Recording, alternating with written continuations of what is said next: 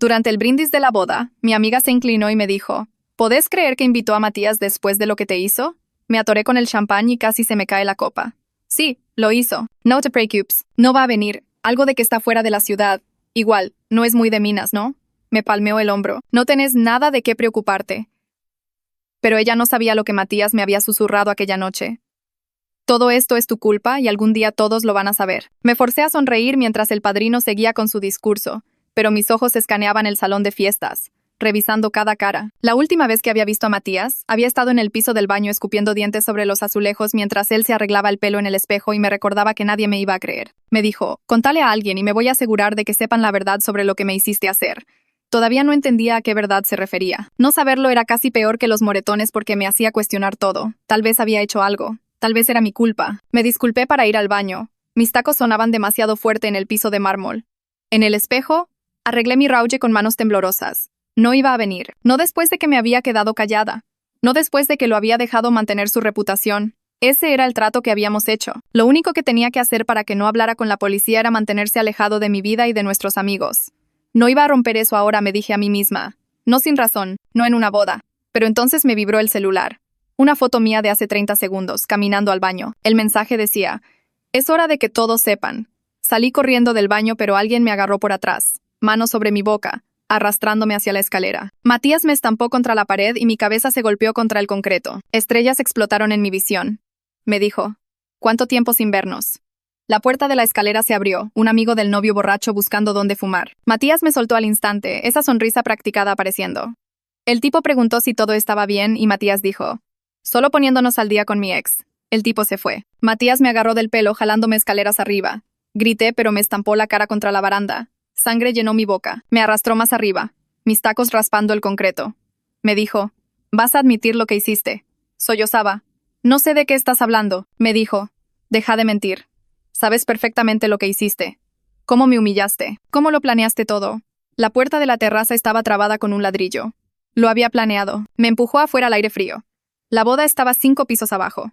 Los invitados riendo, ajenos. Me acorraló hacia el borde y me dijo, vas a saltar. O bajo ahí y les cuento a todos lo que realmente sos. Le dije, no hice nada. Su cara se retorció de rabia. Hiciste todo. Calculaste cada movimiento, cada palabra. Querías que esto pasara. Me agarró de los hombros y me empujó hacia atrás. El borde me golpeó fuerte los muslos y lo agarré de los brazos para no caerme. La caída se abría detrás mío. Me dijo, ya piensan que estás inestable. Van a creer que saltaste por culpa. Sabía que no tenía sentido tratar de defenderme, de seguir insistiendo que nunca había hecho nada para justificar que me pusiera las manos encima. Lo único que estaba haciendo era ponerlo más furioso y más loco. Empujó más fuerte, doblándome hacia atrás sobre el borde. Mis pies apenas tocaban la terraza ahora. Lo único que tenía que hacer era soltarme. Vi un ladrillo de la chimenea demolida al alcance. Lo solté con una mano, estirándome para agarrarlo. Se rió, pensando que estaba agitándome. Mis dedos se cerraron alrededor y le pegué en la sien con todo lo que tenía. Conectó con un chasquido húmedo y se tambaleó hacia atrás, soltándome. Caí hacia adelante en la terraza, jadeando. Estaba sosteniéndose la cabeza, sangre corriendo entre sus dedos. Me dijo, loca de mierda, y se lanzó sobre mí. Chocamos contra el concreto, rodando hacia el borde. Se puso encima, manos alrededor de mi garganta, apretando. Manchas negras llenaron mi visión. Me dijo, deberías haber saltado cuando tuviste la oportunidad. Mi mano encontró el ladrillo otra vez. Lo golpeé hacia arriba, agarrándolo en la mandíbula. Se echó hacia atrás y lo empujé, alejándome gateando. Pero me agarró del tobillo, arrastrándome de vuelta hacia el borde. Mis uñas se quebraron mientras arañaba el concreto. Estábamos en el borde ahora, él jalándome mientras yo le pateaba la cara. Mi vestido se rasgó mientras me deslizaba más cerca de la caída. Se paró sobre mí, pie sobre mis dedos donde agarraba una tubería de drenaje y me dijo, decime qué hiciste. Admití que me hiciste lastimarte. Ahí fue cuando supe que no tenía opción. Era morir o decirle lo que quería escuchar aunque destruyera mi vida. Requested Reds está en Spotify ahora. Revisa el link en la descripción o comentarios. Abrí la boca y las palabras salieron temblando. Lo planeé todo. Cada cosa. Quería lastimarte. Te hice hacerlo. Su cara cambió, la rabia transformándose en algo peor. Algo satisfecho. Sacó su celular con una mano mientras mantenía la otra en mi hombro, sosteniéndome en el borde. Apretó grabar y se acercó más. El teléfono apuntando a mi cara. Decilo de nuevo, dijo.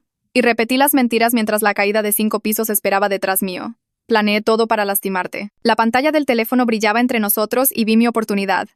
Le clavé la rodilla en la ingle tan fuerte como pude y lo empujé hacia atrás con ambas manos. Se tambaleó y dejó caer el teléfono, doblándose y no esperé a ver más. Corrí hacia la puerta de la terraza, mis tacos enganchándose en gravilla suelta, mi vestido rasgado golpeando contra mis piernas.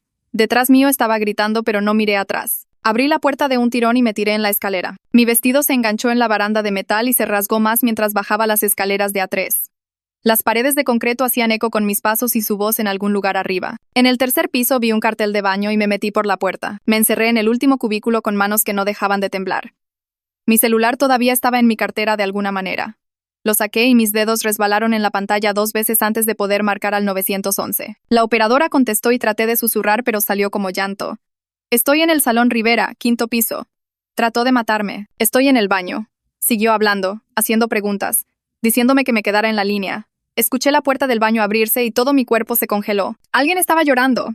La operadora dijo algo y me di cuenta de que era yo haciendo esos sonidos. Entonces una voz masculina afuera del cubículo. Che, ¿estás bien ahí adentro? La reconocí. El amigo del novio de la escalera, Sebastián. Logré decir necesito ayuda y estaba llamando al personal del salón. 2 mujeres entraron, sus voces poniéndose agudas y preocupadas cuando vieron mi cara. Abrieron la puerta del cubículo y me ayudaron a salir. Una de ellas estaba hablando con la operadora del 911 mientras la otra envolvía su campera alrededor de mis hombros. Me movieron a una oficina con llaves cerca de las cocinas y alguien trajo hielo envuelto en una toalla. La operadora se quedó en el teléfono hasta que escuchamos sirenas. Los paramédicos entraron con sus bolsos y linternas brillantes. Tenían cámaras y sacaron fotos antes de tocar nada. El tajo en mi cabeza. Los moretones ya formándose en mi garganta. Mi labio partido. Los rasguños cubriendo mis brazos. Preguntaron si podía mover mi cuello y revisaron mis pupilas con una luz que dolía. Los dejé hacer lo que necesitaran porque lo único en lo que podía pensar era en seguir viva. Solo seguir viva por el próximo minuto y el siguiente. Uno de ellos estaba hablando sobre posible conmoción cerebral. Y el otro estaba limpiando la sangre de mi cara con algo que ardía. La seguridad del salón pasó diciendo que habían cerrado el acceso a la terraza y estaban buscándolo. Miembros del personal estaban dando declaraciones a alguien describiendo cómo me encontraron herida y asustada. Podía escuchar música desde abajo. La recepción todavía siguiendo, todos bailando y tomando mientras yo estaba sentada en esta oficina con sangre en mi vestido. En el hospital me llevaron directo a un cuarto. Una doctora entró y examinó mi cabeza pidiéndome que siguiera su dedo con los ojos y recordara 3 palabras que me dijo. Limpiaron mis heridas apropiadamente y una enfermera me trajo agua en un vaso de plástico.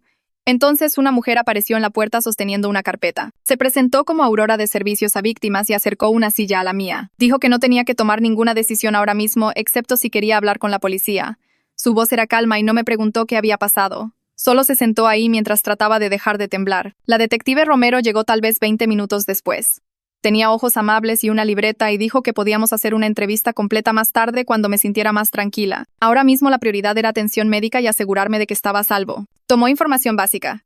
Mi nombre y el nombre de Matías y en qué salón habíamos estado. Seguía disculpándome por no recordar detalles claramente. Y me dijo que eso era completamente normal después de trauma craneal. No podía dejar de pensar en lo que había dicho en esa terraza.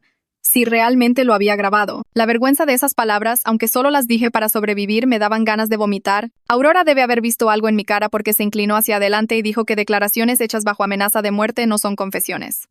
Lo dijo otra vez más despacio. Las declaraciones coercionadas no cuentan. La detective Romero preguntó si quería llamar a familia. Pensé en mis viejos y en cómo tendría que explicar todo y simplemente no podía hacerlo todavía. Le di el número de Lucía en su lugar. Mi amiga de la facultad que se mudó acá hace 2 años y nunca conoció a Matías. Lucía contestó al segundo ring y escuché a la detective Romero explicando con voz cuidadosa que estaba bien, pero que me habían lastimado y estaba en el hospital. En 1 hora Lucía estaba ahí. Entró al cuarto y miró mi cara y no preguntó ni una sola cosa. Solo apretó mi mano y dijo: te quedas en mi casa. Aurora nos ayudó a hacer un plan de seguridad ahí mismo en la guardia.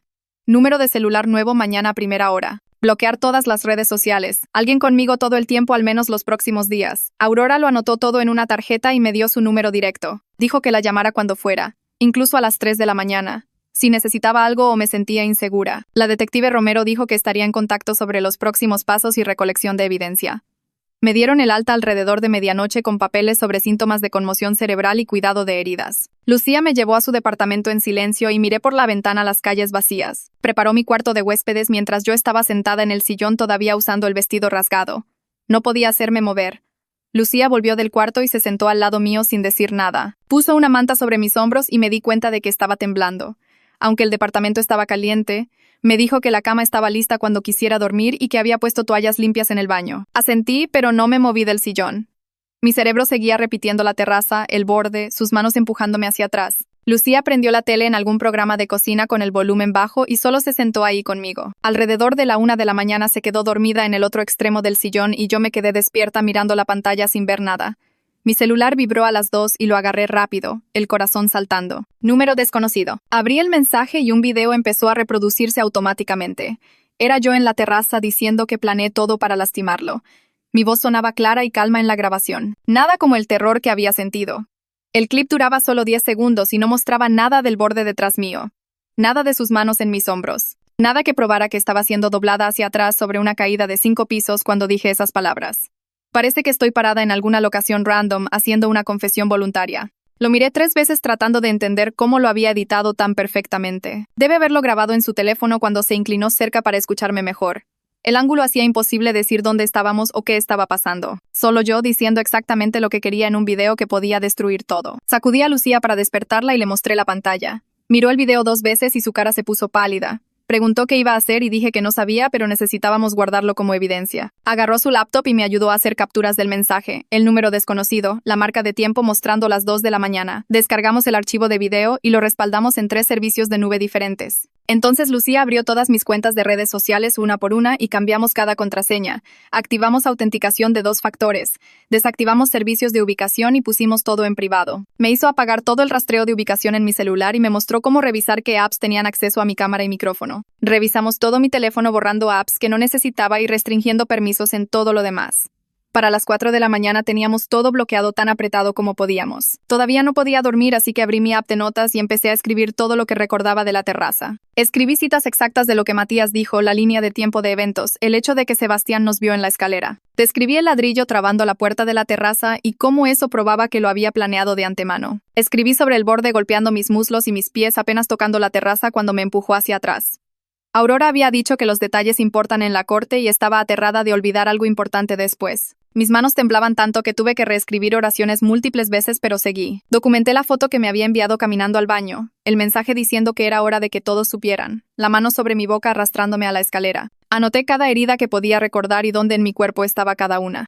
Para las 6 de la mañana tenía 4 páginas de notas con marcas de tiempo y descripciones. Mi teléfono sonó a las 8 y salté tan fuerte que casi lo tiré. El nombre de la detective Romero apareció en la pantalla. Dijo que había pedido las grabaciones de seguridad del salón mediante orden judicial. El proceso iba a llevar tiempo por requisitos legales, pero lo estaba priorizando como evidencia para una investigación de intento de asesinato. Explicó que necesitábamos el video de la escalera mostrándolo arrastrándome escaleras arriba porque probaba que no fui una participante voluntaria. Le conté sobre el video que me había enviado a las 2 de la mañana y dijo que se lo reenviara inmediatamente junto con todas las capturas que Lucía me ayudó a tomar. Dijo que el video editado en realidad ayudaba a nuestro caso porque mostraba conciencia de culpa, que sabía que lo que había hecho estaba mal y estaba tratando de crear una narrativa falsa. Me sentí levemente mejor después de colgar, pero entonces recordé algo. Sebastián, el amigo del novio, nos había visto en la escalera. Había visto mis heridas y me escuchó llorar.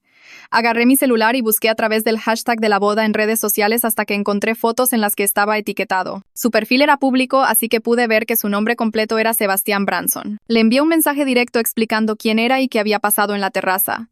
Pregunté si estaría dispuesto a dar una declaración a la policía sobre lo que presenció en la escalera. Traté de mantener el mensaje corto y factual sin sonar desesperada, aunque lo estaba. Lucía hizo café y tostadas, pero no pude comer nada. Dijo que deberíamos volver al salón y hablar con ellos sobre las grabaciones de seguridad nosotras mismas. No quería volver ahí, pero tenía razón en que necesitábamos saber exactamente qué habían capturado las cámaras. Manejamos para allá esa tarde y nos reunimos con el gerente de operaciones en su oficina. Abrió el sistema de seguridad en su computadora y nos mostró las ubicaciones de las cámaras. La cámara de la terraza había estado rota por 3 semanas, pero las cámaras del pasillo y escalera estaban funcionando. Reprodujo el video de la escalera y me vi a Matías agarrándome del pelo y jalándome escaleras arriba mientras trataba de zafarme. Mis tacos raspaban contra los escalones de concreto y se podía ver que estaba gritando aunque no había audio. El video era lo suficientemente claro para ver sangre en mi cara de donde me había estampado contra la baranda. El gerente de operaciones se veía enfermo mirándolo. Dijo que quería ayudar, pero la política de la empresa requería orden judicial antes de liberar cualquier video por temas de responsabilidad. Quería gritarle sobre burocracia y políticas mientras alguien estaba tratando de matarme, pero la detective Romero me había advertido que esto pasaría. Le agradecí por mostrarnos lo que existía y le pedí que preservara todos los archivos. Lucía me llevó de vuelta a su departamento y llamé a Aurora. Dijo que había estado pensando en mi caso y quería conectarme con un abogado de asistencia legal llamado Marcos Fernández que manejaba órdenes de restricción. Me dio su número y dijo que lo llamara inmediatamente porque necesitábamos empezar a construir un caso de orden de protección mientras la detective Romero trabajaba en la investigación criminal. Llamé a Marcos y contestó al segundo ring. Me pidió que resumiera qué había pasado y le di la línea de tiempo básica. Dijo que el video del salón, mis registros médicos y la declaración de Sebastián podrían ser suficientes para una orden de restricción temporaria incluso antes de que se presentaran cargos criminales. Explicó que las órdenes de restricción eran casos civiles con menor carga de prueba que casos criminales, lo que significaba que podíamos conseguir protección en su lugar más rápido. Dijo que empezaría a redactar la petición y la presentaríamos en los próximos días. Esa tarde estaba navegando por redes sociales cuando vi que Matías había publicado algo vago sobre Locasex y la verdad saliendo pronto. No mencionó mi nombre, pero 3 amigos en común inmediatamente me mandaron mensaje preguntando qué estaba pasando. Me di cuenta de que ya estaba construyendo su contranarrativa, contándole a la gente su versión antes de que pudiera contar la mía. Una amiga preguntó si estaba bien y no supe cómo responder eso. Otra amiga dijo que había escuchado que algo pasó en la boda y quería saber mi versión. La tercera amiga solo mandó signos de pregunta.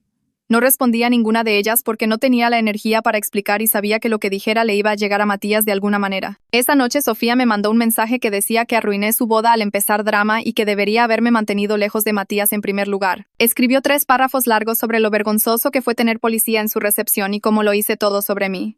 Lo leí 2 veces y después bloqueé su número sin escribir ni una palabra de vuelta. No tenía la energía para defenderme ante alguien que no estuvo en esa terraza y no vio lo que trató de hacerme. La detective Romero llamó a la mañana siguiente pidiéndome que fuera para recolección de evidencia.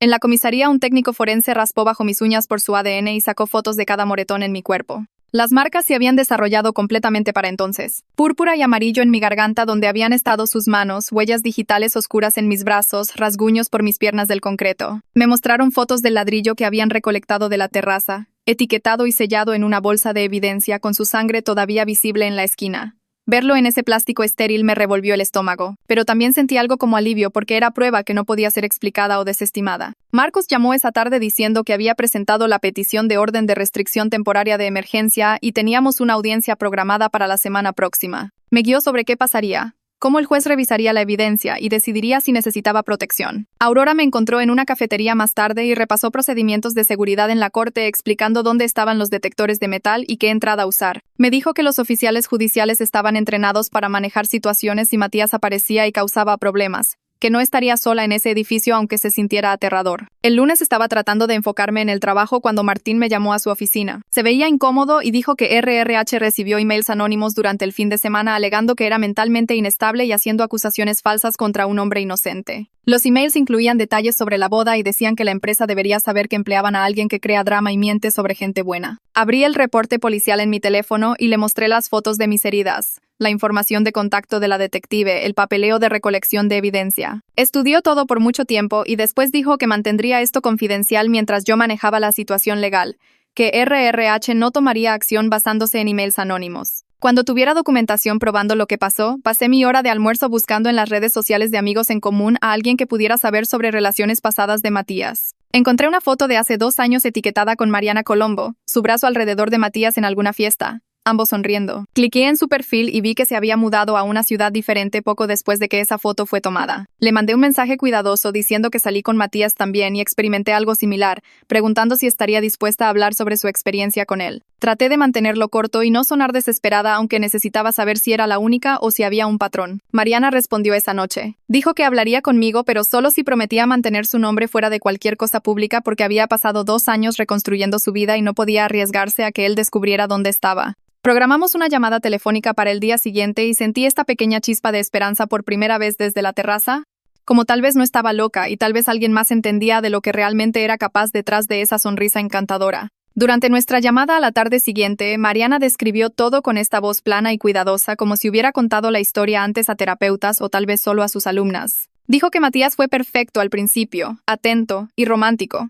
Pero después empezó a enojarse por cosas pequeñas como que ella hablara con compañeros de trabajo varones o usara ciertas ropas. Cuando trató de irse, él se puso violento, y después amenazó con contarle a todos que ella era inestable y abusiva si decía algo. Todavía tenía mensajes de texto viejos donde él escribía cosas como todos me van a creer a mí sobre vos y nunca vas a poder probar lo que realmente pasó. Escuchar esas mismas amenazas exactas salir de la boca de alguien más me daban ganas de llorar porque significaba que esto era quien él era. no algo que yo había causado o merecido. Esa noche, Lucía y yo estábamos sentadas en su sillón mirando algún programa de cocina cuando ella se levantó para sacar la basura. Volvió adentro rápido y cerró la puerta con llave, diciendo que vio a alguien parado al otro lado de la calle solo mirando el edificio. Fuimos a la ventana y miramos, pero quienquiera que fuera se había movido o ido. Llamé a la policía y mandaron un oficial, pero para cuando llegó no había nadie ahí. Tomó un reporte y dijo que tendría patrullas manejando por ahí más seguido, pero podía ver que pensaba que estábamos siendo paranoicas o viendo cosas que no estaban ahí. Fui a la ferretería a primera hora la mañana siguiente y compré trabas de puerta para poner bajo las manijas y una cámara de seguridad barata que se conectaba a mi celular. De vuelta en el departamento de Lucía, instalé todo yo misma porque no podía esperar a que dueños de edificios o policía me hicieran sentir segura en el lugar donde estaba durmiendo. Lucía me ayudó a probar las trabas de puerta y configurar la app de la cámara. Y solo tener estas pequeñas barreras entre yo y el exterior me hizo respirar un poco más fácil, aunque sabía que no iban a parar a alguien que realmente quisiera entrar. Aurora vino esa tarde con un blog legal y me ayudó a crear una línea de tiempo detallada de cada interacción que había tenido con Matías. Anotamos fechas y lugares y quién más estuvo ahí, sacamos capturas de cada mensaje de texto y posteo de redes sociales, organizamos todo en carpetas etiquetadas por mes. Me mostró cómo presentar evidencia de manera que tuviera sentido para jueces y fiscales, cómo conectar cada incidente para mostrar un patrón en vez de eventos aislados. Para cuando terminamos, tenía este archivo grueso de documentación probando que lo que pasó en la terraza no fue random o de la nada, sino el resultado final de meses de amenazas y control escalando. A la mañana siguiente, la detective Romero llamó mientras estaba haciendo café en la cocina de Lucía. Dijo que Matías había presentado su propio reporte policial alegando que lo ataqué con un ladrillo, sin ninguna razón o advertencia. El estómago se me cayó, aunque ella explicó que esto era comportamiento normal de abusador, tratando de confundir a todos sobre quién era la víctima real. Dijo que estaba tratando de alegar defensa propia antes de que pudiéramos construir nuestro caso, pero escuchar que ya estaba torciendo la historia me hizo sentir enferma. Pregunté si esto lastimaría mi audiencia de orden de restricción,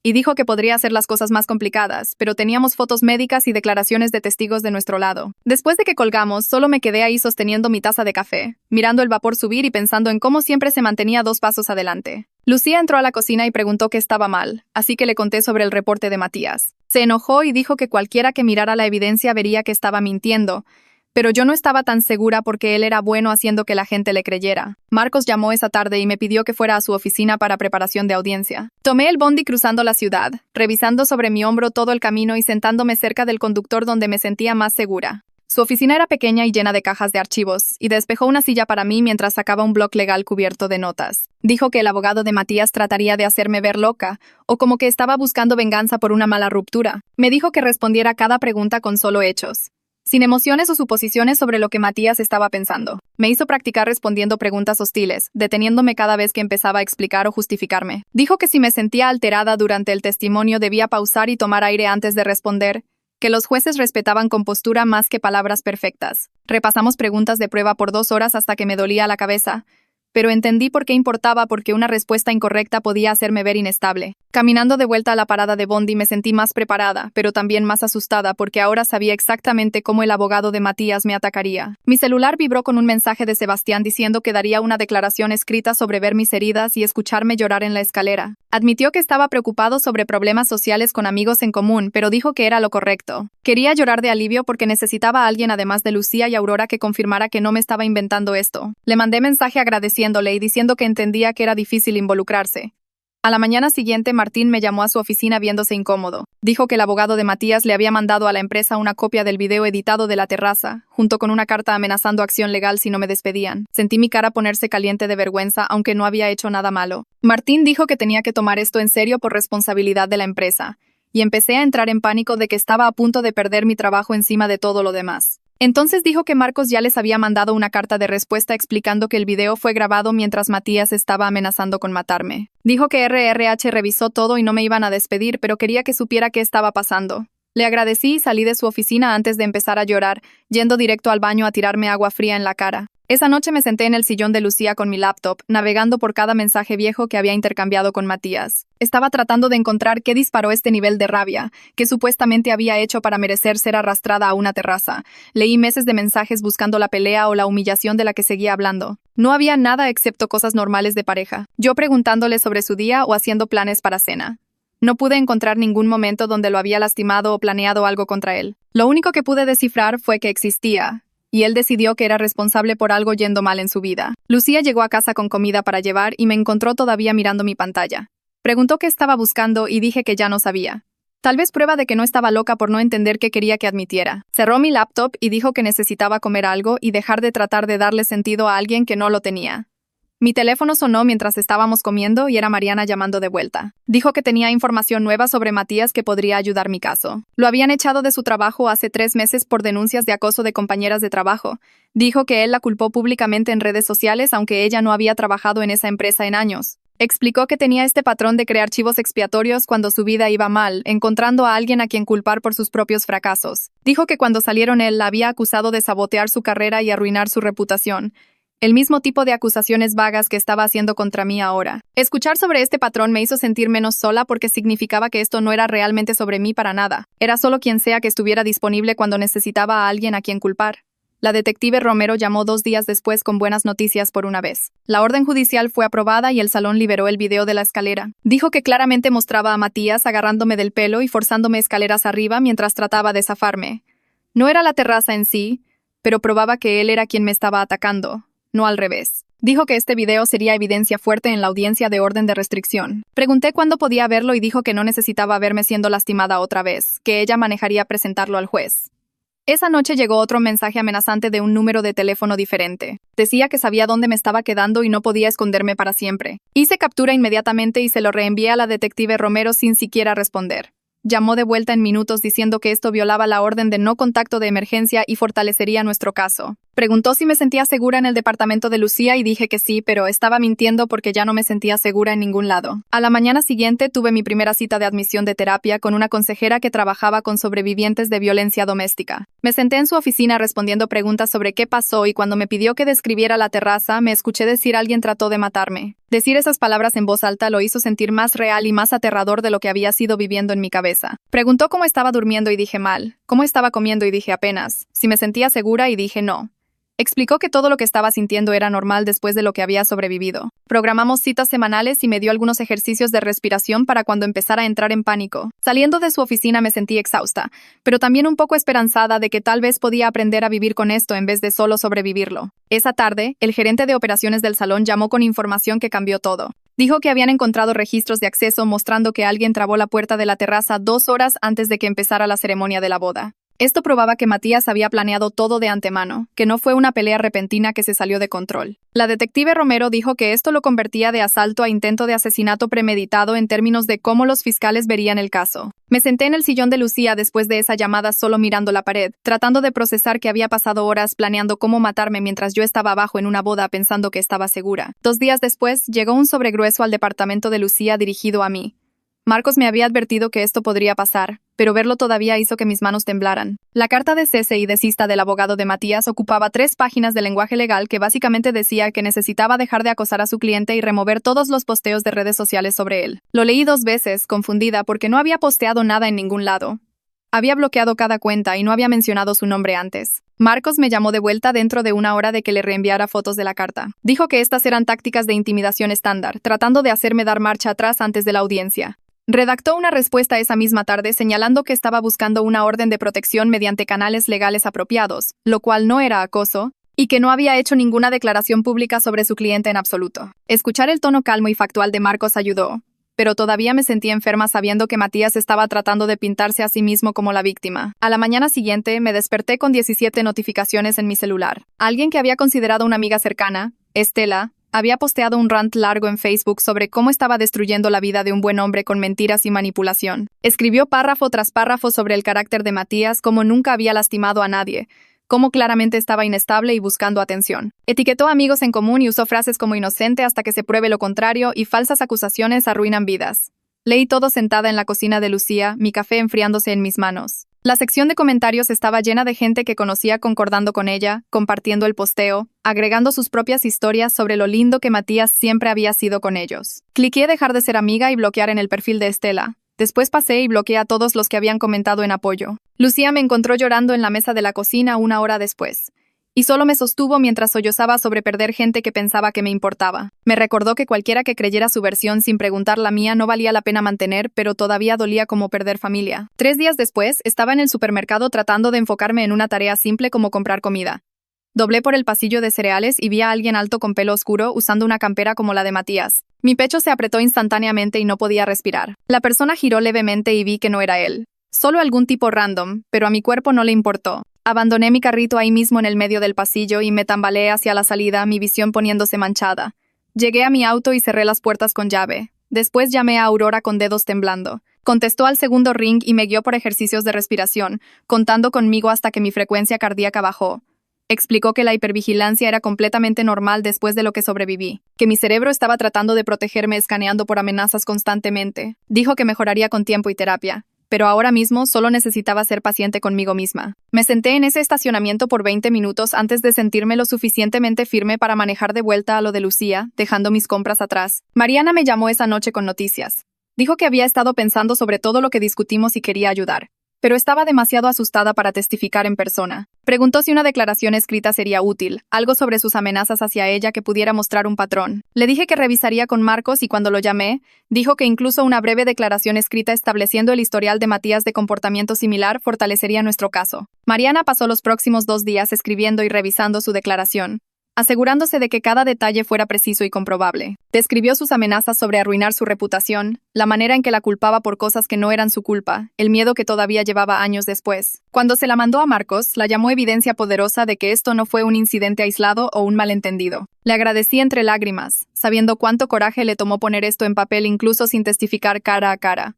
El martes siguiente, tuve una cita de terapia cruzando la ciudad. Estacioné en el estacionamiento detrás del edificio y me senté en mi auto por unos minutos, juntando energía para entrar.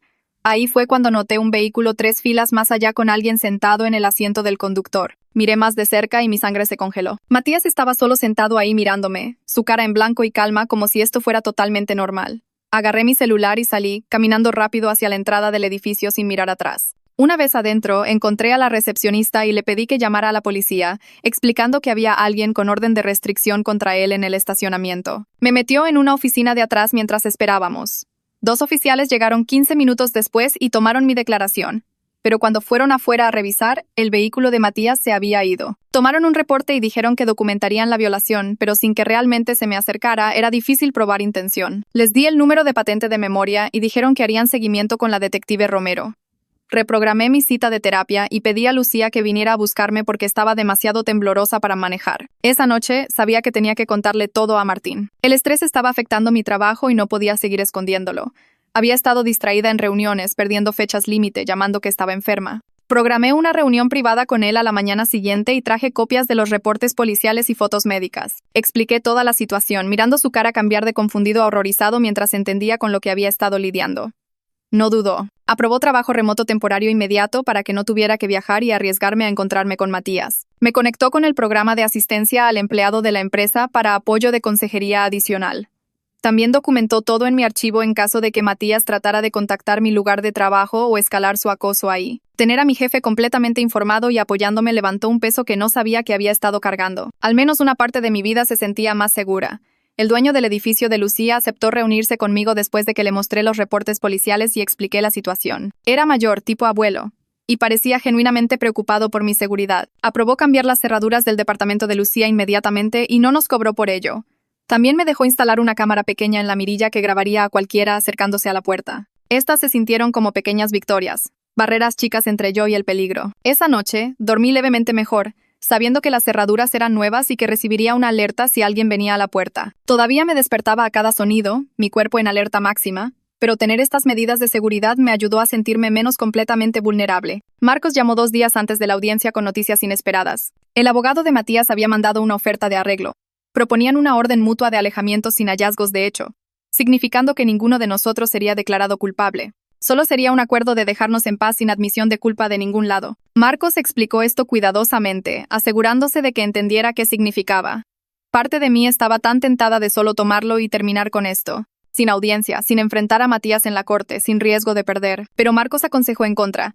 Dijo que dejar a Matías evitar responsabilidad significaba que podía hacerle esto a alguien más. Me recordó que teníamos evidencia fuerte y buenos testigos, y que un juez encontrándolo culpable importaba para protección futura. Pensé en Mariana y en cómo asustada todavía estaba años después. Pensé en quienquiera que pudiera ser la próxima si Matías aprendía que no había consecuencias reales. Le dije a Marcos que rechazara la oferta. La detective Romero arregló para que un especialista forense hiciera imagen de mi teléfono a la mañana siguiente. La encontré en la comisaría y la vi conectar mi teléfono a equipo que copiaba todo. Explicó que estaba preservando toda evidencia con cadena de custodia apropiada, para que aguantara en la corte. Tuve que desbloquear todo y darle acceso a mis mensajes, fotos, emails.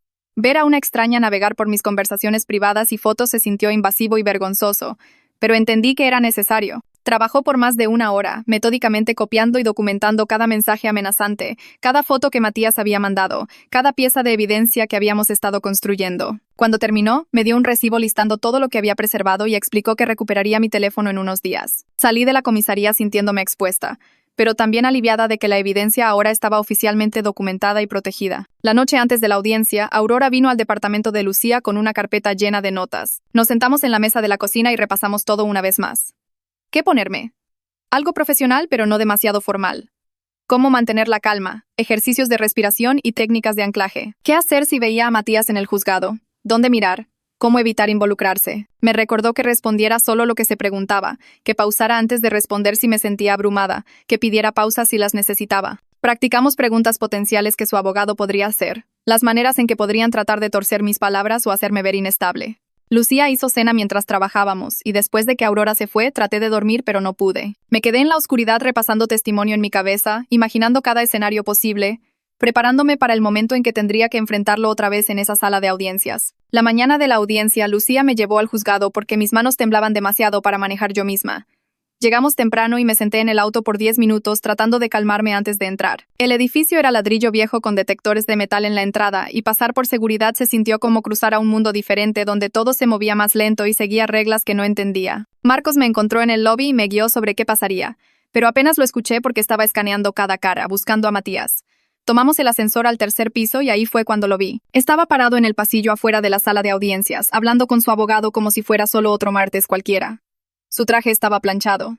Su pelo estaba perfecto. Y estaba sonriendo por algo que Dimitri dijo. El contraste entre su cara calma y mis manos temblando me hizo entender cómo había engañado a tanta gente por tanto tiempo. Se veía como un tipo normal teniendo una conversación normal, no alguien que había tratado de tirarme de una terraza hace 3 semanas. Dimitri me notó primero y le dijo algo a Matías, quien giró y me miró directamente. Su expresión no cambió para nada. Sin ira, sin culpa, nada. Solo una mirada en blanco que duró 3 segundos antes de que girara de vuelta a su abogado. Marcos tocó mi codo y me guió a un banco en el lado opuesto del pasillo, posicionándose entre yo y la línea de visión de Matías.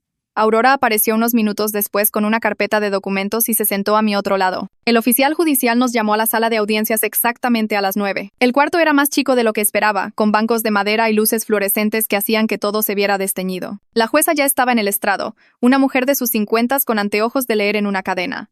Marcos me llevó a una mesa del lado izquierdo mientras Matías y Dimitri tomaron la mesa de la derecha. Podía sentirlo mirándome, pero mantuve mis ojos hacia adelante.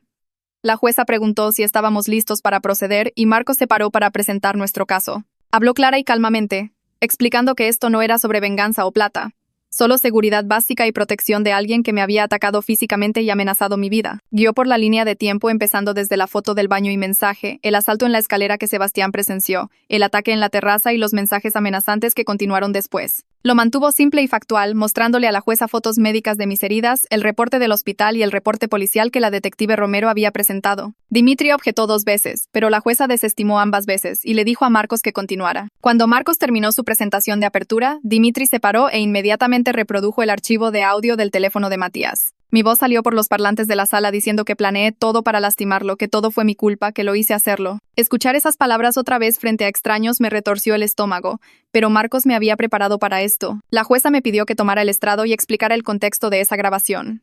Caminé al estrado de testigos con piernas temblando y puse mi mano en la Biblia mientras el oficial judicial me juramentaba. Marcos me pidió que describiera exactamente dónde estaba parada cuando esas palabras fueron grabadas. Expliqué que estaba doblada hacia atrás sobre un borde de 5 pisos con las manos de Matías en mis hombros, mis pies apenas tocando la terraza, mirando abajo a la caída que me mataría si me soltaba. Marcos preguntó qué había dicho Matías antes de que hablara esas palabras. Le dije a la jueza que dijo que tenía que admitir lo que hice, o me empujaría sobre el borde. Marcos preguntó si creía que realmente me empujaría. Dije que sí, porque ya había pasado 10 minutos golpeándome y arrastrándome hasta ahí, y sus manos eran lo único manteniéndome de caer. Dimitri me contrainterrogó, preguntando por qué no grité por ayuda o traté de escapar antes. Expliqué que sí grité en la escalera, pero Matías me estampó la cara en la baranda, y la música de la recepción 5 pisos abajo era demasiado fuerte para que alguien escuchara. Preguntó por qué le pegué a Matías con un ladrillo si realmente era la víctima. Dije que porque me estaba ahogando y estaba a punto de desmayarme y el ladrillo era lo único al alcance. La jueza le dijo a Dimitri que siguiera adelante. Marcos ingresó el video de seguridad de la escalera como evidencia después. La jueza lo miró en una pantalla en su estrado y pude ver su expresión cambiar mientras el video mostraba a Matías agarrándome del pelo con ambas manos y jalándome hacia las escaleras mientras trataba de zafarme. Se podía ver mi boca abierta como si estuviera gritando, ver mis manos tratando de aflojar sus dedos, verlo estamparme contra la pared antes de arrastrarme más alto. Algunas personas en la sala jadearon cuando empujó mi cara contra la baranda. La marca de tiempo mostraba que todo tomó 90 segundos desde que me agarró hasta que desaparecimos escaleras arriba. Dimitri argumentó que el video no mostraba qué pasó antes de ese momento, o qué podría haberle dicho para provocarlo. La jueza dijo que el video mostraba un asalto físico claro sin importar qué lo precedió, y lo estaba admitiendo como evidencia. Marcos después ingresó la declaración escrita de Sebastián al registro. Sebastián describió encontrarme en el cubículo del baño 20 minutos después del video de la escalera, escucharme llorar y llamar al 911, ver sangre en mi cara y mi vestido rasgado y mi miedo visible cuando el personal del salón trató de sacarme del baño cerrado. Su declaración era solo 2 párrafos, pero conectaba la línea de tiempo y mostraba la condición en la que estaba inmediatamente después. Luego, Mariana apareció en una pantalla de video configurada cerca del estrado de la jueza. Estaba llamando desde un cuarto que no reconocí y se veía nerviosa incluso a través de la pantalla. Marcos le pidió que describiera su relación con Matías. Dijo que salieron hace 2 años por unos 4 meses. Marcos preguntó si Matías alguna vez la amenazó. Dijo que sí. Cuando trató de cortar con él, le dijo que arruinaría su reputación y se aseguraría de que todos supieran que era inestable y manipuladora. Marcos preguntó si alguna vez se puso físico. Dudó. Después dijo que le agarró el brazo lo suficientemente fuerte para dejar moretones una vez cuando trató de irse de su departamento. Marcos preguntó si alguna vez dijo algo similar a lo que yo reporté. Mariana dijo que le dijo que todo era su culpa, que ella lo hizo actuar así, y que nadie le creería si le contaba a alguien. Escuchar a alguien más describir el mismo patrón me hizo sentir menos loca y menos sola. Dimitri le preguntó a Mariana por qué nunca presentó un reporte policial. Dijo porque estaba asustada y solo quería alejarse de él. Dimitri sugirió que se lo estaba inventando para ayudarme. Mariana dijo que ojalá se lo estuviera inventando, pero las fotos de moretones en su viejo celular probaban lo contrario. La jueza agradeció a Mariana y terminó su testimonio. Entonces Dimitri llamó a Matías al estrado. Matías caminó calmadamente y tomó el juramento como si hubiera hecho esto 100 veces. Dimitri le pidió que explicara qué pasó en la boda. Matías dijo que me acerqué a él agresivamente en la escalera, lo acusé de cosas que no hizo, y lo ataqué cuando trató de irse. Dijo que lo seguía a la terraza y le pegué con un ladrillo sin provocación y que solo me agarró para defenderse. Dimitri preguntó sobre la grabación. Matías dijo que estaba confesando voluntariamente porque me sentía culpable por atacarlo. Marcos se paró para contrainterrogación. Le preguntó a Matías si había confirmado asistencia a la boda. Matías dijo que no. Le dijo a la novia que no podía asistir porque estaría fuera de la ciudad. Marcos preguntó por qué estaba en el salón si había declinado la invitación. Matías dijo que cambió de opinión a último momento. Marcos preguntó a qué hora llegó. Matías dijo alrededor de las 8:3, después de la ceremonia. Marcos sacó los registros de acceso a la terraza del salón, mostrando que alguien trabó la puerta a las 6:15, 2 horas antes de que Matías alegara llegar. Marcos preguntó si Matías había trabado esa puerta. Matías dijo que no. Nunca había estado en la terraza antes de esa noche. Marcos preguntó cómo sabía dónde estaba el acceso a la terraza si nunca había estado ahí. Matías tartamudeó y dijo que solo siguió las escaleras. Marcos preguntó por qué me siguió múltiples tramos de escaleras si yo era la agresora. Matías dijo que estaba tratando de alejarse de mí. La jueza se veía escéptica. Marcos preguntó por qué el video de la escalera mostraba a Matías agarrándome del pelo con ambas manos y estaba tratando de alejarse. Matías dijo que el video estaba sacado de contexto. Marcos preguntó qué contexto haría aceptable agarrar a alguien del pelo y estampar su cara en una baranda. Dimitri objetó. La jueza lo sostuvo, pero le dijo al jurado que había visto el video ella misma. Después de 2 horas de testimonio y presentación de evidencia, la jueza anunció su decisión. Dijo que la evidencia claramente mostraba un patrón de comportamiento amenazante, violencia física y contacto continuado, a pesar de mis pedidos de que me dejara en paz. Otorgó una orden de restricción de 1 año con condiciones estrictas. Matías tenía que mantenerse a 150 metros de mí en todo momento. No podía contactarme directamente o mediante terceros, no podía acercarse a mi lugar de trabajo o al edificio de Lucía, y tenía que entregar cualquier arma de fuego dentro de 24 horas. La jueza dijo que violar cualquier parte de la orden resultaría en arresto inmediato y cargos criminales. No era una condena criminal, pero era protección legal que no tenía antes. El oficial judicial nos despidió y me paré con piernas temblorosas. Lucía me abrazó en el pasillo mientras Marcos juntaba sus papeles. Matías pasó junto a nosotros hacia el ascensor y al pasar murmuró por lo bajo, justo lo suficientemente fuerte para que yo escuchara. Esto no termina acá. El oficial judicial estaba a 1 metro de distancia y lo escuchó también. Inmediatamente se paró frente a Matías y le dijo que la orden de restricción estaba activa desde ahora mismo, y cualquier contacto o comportamiento amenazante resultaría en arresto. Saqué mi celular y escribí las palabras exactas en mi app de notas junto con la hora y ubicación, mis manos todavía temblando pero más firmes de lo que habían estado toda la mañana. Al día siguiente, la detective Romero llamó mientras estaba en el departamento de Lucía tratando de procesar todo. Dijo que la oficina del fiscal estaba revisando toda la evidencia para cargos criminales potenciales incluyendo asalto, intento de asesinato y acoso. Advirtió que la línea de tiempo era incierta, probablemente varias semanas como mínimo, y había chance de que le ofrecieran a Matías un acuerdo de culpabilidad para evitar juicio. Pero al menos lo estaban tomando en serio, tratándolo como un crimen real en vez de una disputa personal. Dijo que la orden de restricción y el incidente en el juzgado ambos fortalecían el caso porque mostraban un patrón de comportamiento y desprecio por órdenes judiciales. Le agradecí y colgué, sintiéndome exhausta pero también algo más que no había sentido en semanas. No segura exactamente, pero protegida, como que finalmente había barreras entre yo y él, incluso si esas barreras eran solo papeles y consecuencias legales. El mensaje de Sofía llegó 2 días después de la audiencia mientras estaba comprando con Lucía. El mensaje decía que no sabía la historia completa y tal vez debería haber hecho más preguntas, pero también pensaba que podría haber manejado las cosas diferente en vez de hacer una escena en su boda. Lucía vio mi cara y apretó mi hombro, sin preguntar qué pasó, solo estando ahí. Esa tarde fui a la tienda de celulares y cambié mi número, sentándome en la silla de plástico mientras el empleado transfería todo. Hice una lista de contactos esenciales para actualizar. Mis viejos, Lucía, la detective Romero, Marcos, Aurora, mi jefe Martín. Todos los demás podían encontrarme mediante redes sociales si realmente necesitaban contactarme. Cambié mi dirección de email también, configurando una cuenta nueva y reenviando solo mensajes relacionados con trabajo del viejo. El alivio me golpeó inmediatamente, como si alguien hubiera levantado un peso de mi pecho.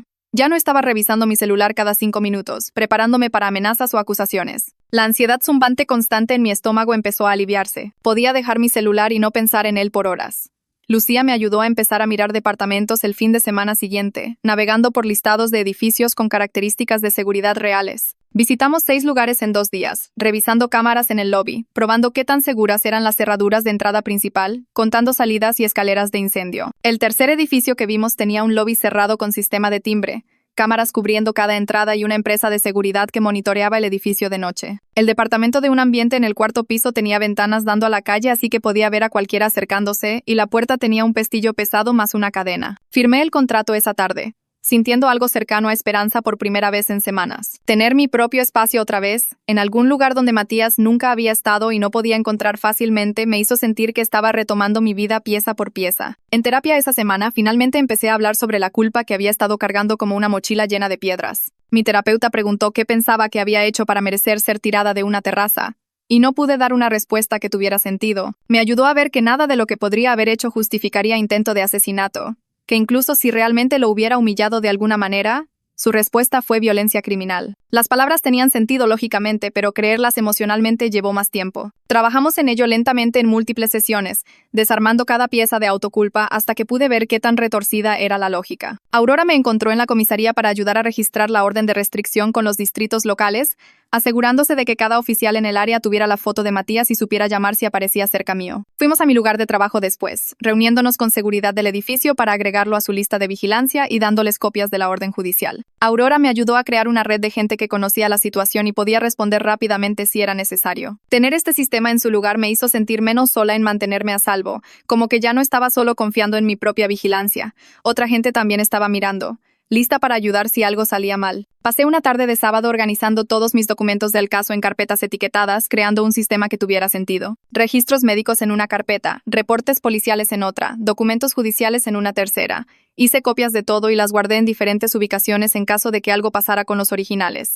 Después me senté y escribí notas de agradecimiento a Sebastián por su declaración, a Mariana por su testimonio, a Lucía por dejarme quedar con ella, a Aurora por guiarme por el sistema legal, a Marcos por representarme en la corte. Tomar tiempo para reconocer a la gente que me ayudó a sobrevivir esto se sintió importante, como que estaba construyendo algo positivo en vez de solo defendiéndome contra amenazas. 6 semanas después de la terraza, la detective Romero llamó para decir que el fiscal había presentado cargos criminales contra Matías por violar la orden de restricción. Los cargos estaban basados en sus mensajes amenazantes después de la audiencia y el comentario que hizo en el pasillo del juzgado que el oficial judicial presenció. No eran cargos de intento de asesinato todavía, pero eran consecuencias criminales reales por sus acciones en vez de solo una orden civil. El fiscal todavía estaba construyendo el caso de asalto, juntando evidencia y entrevistando testigos, pero al menos esto mostraba que lo estaban tomando en serio. Cada pequeño paso hacia adelante se sintió como progreso, incluso cuando la justicia más grande se movía lento. Mariana y yo nos encontramos para un café en un lugar tranquilo fuera de ambos nuestros barrios, comparando estrategias de seguridad e intercambiando tips sobre mantenerse alerta sin volverse paranoica. Me contó sobre su vida 3 años después de dejar a Matías, cómo todavía revisaba su espejo retrovisor constantemente y evitaba ciertas partes de la ciudad. Pero también estaba trabajando un trabajo que amaba y saliendo con alguien amable que respetaba sus límites. Verla funcional y feliz me dio esperanza de que podía llegar ahí también, que esto no definiría toda mi vida para siempre. Acordamos revisar mensualmente, creando nuestro propio sistema de apoyo para gente que entendía lo que significaba sobrevivirlo. Me mudé a mi nuevo departamento la semana siguiente, Lucía ayudándome a cargar cajas 4 pisos de escaleras porque el ascensor estaba roto. Instalamos cerraduras extra y configuramos la cámara de seguridad que había comprado, probándola desde diferentes ángulos hasta que estuvimos satisfechas de que cubría toda la entrada. En una tranquila noche de martes, 2 semanas después, estaba sentada en mi sillón comiendo pasta sobrante y mirando un programa de cocina cuando me di cuenta de que algo había cambiado. Había dormido toda la noche anterior sin despertarme a cada sonido pequeño. Había ido al supermercado esa tarde sin pasar todo el tiempo escaneando caras buscando a Matías. Todavía estaba alerta y cuidadosa, todavía revisando mis cerraduras 2 veces antes de dormir y manteniendo mi celular cargado y cerca. Pero también estaba comiendo cena y mirando tele y haciendo planes para el finde. Estaba viviendo mi vida en vez de solo sobreviviendo minuto a minuto, construyendo algo nuevo en vez de solo defendiendo lo que quedaba. Che, fue todo un viaje desde terror absoluto a realmente poder comer cena y mirar tele otra vez. Me alegro de que lo haya logrado. Gracias por mirar esta intensa conmigo. Suscríbete si te van las historias de supervivencia que no endulzan lo duro que es la recuperación. Te veo en la próxima. Cuídense por ahí.